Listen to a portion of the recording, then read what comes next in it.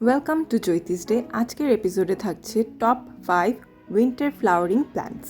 ফার্স্টেই থাকছে পেরিউইঙ্কেল কিংবা নয়নতারা। এটি অনেক সুন্দর গ্রো করে ফুল সানলাইটে, আর রেগুলার ওয়াটার করতে হবে। ডার্ক পিঙ্ক কালারের নয়নতারা। নেক্সট আছে আমাদের এখানে ভার্বিনা।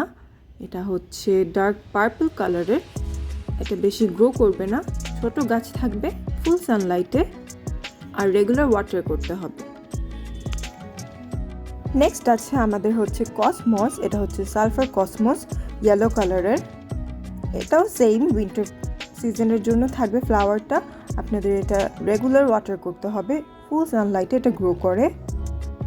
নেক্সট আমাদের আছে এখানে হচ্ছে মস রোজ কিংবা টাইম ফুল বলি আমরা এটাকে।